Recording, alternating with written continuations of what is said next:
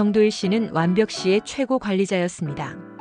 그의 집무실은 흠잡을 데 없이 깔끔했고 책상 위에 연필 한 자루조차 완벽한 각도로 정렬되어 있었죠.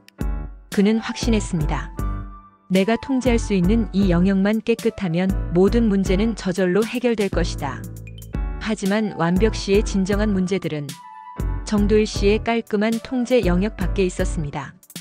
그것들은 도시의 깊은 구석에서 혹은 아예 도시의 경계 너머에서 그의 시선이 닿지 않는 곳에서 꿈틀거리고 있었죠.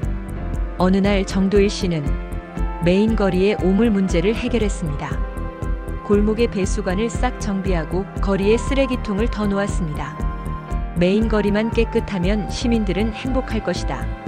그러나 사람들은 쾌쾌한 쓰레기를 메인 거리가 아닌 성벽 밖에 버리기 시작했습니다. 그의 통제 밖에 있는 보이지 않는 영역에서 악취는 거대한 산이 되어가고 있었죠. 이것은 중세 유럽에서 하수를 창밖으로 버리던 것과 다르지 않았습니다. 다음은 학교의 기강 문제였습니다. 정도일 씨는 시교육청에 명령했습니다. 문제아 한 명만 강력히 퇴학시키면 학교 전체의 기강이 바로 설 것이다. 학교는 그의 통제 영역 안에 있었으니까요. 퇴학 처분은 교실을 잠시 깨끗하게 만들었습니다. 하지만 쫓겨난 그 아이는 이제 도시의 어두운 구석에서 더 큰 문제를 만들어내고 있었습니다.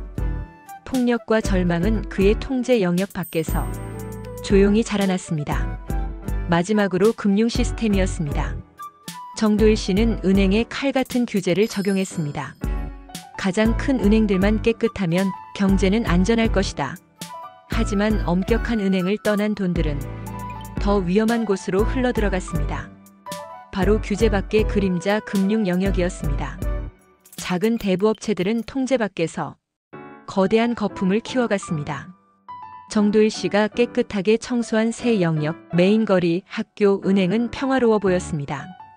그러나 그의 통제 밖 영역들은 이제 거대한 장벽이 되어 완벽 씨를 포위하고 결국 무너져 내리기 시작했습니다.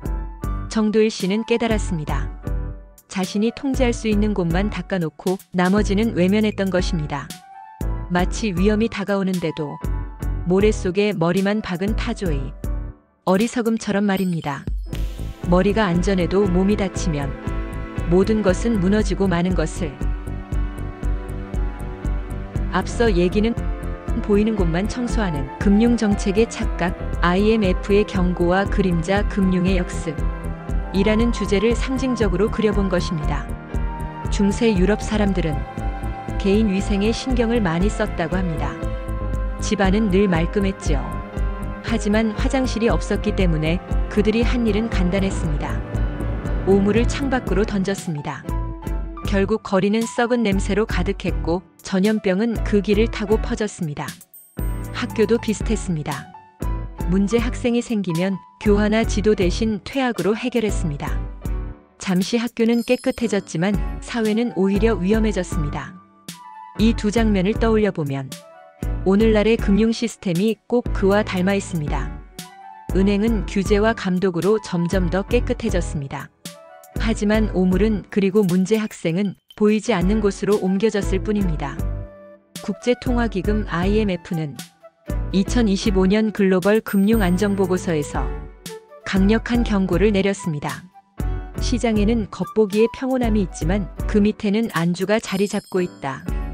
2025년 글로벌 시장은 겉으로는 건강해 보입니다. 하지만 IMF는 이런 상황을 얇은 얼음 위의 춤이라고 우려했습니다. 이 평온함의 배경에는 세 가지 착시가 있습니다. 첫째, 펀더멘털을 넘어선 자산의 고평가. 둘째, 소수 기술주에 대한 극단적인 집중. 셋째, 유례없는 유동성의 과잉. 이 세 가지가 맞물리면 시장은 겉으론 반짝이지만 내부는 점점 비어갑니다.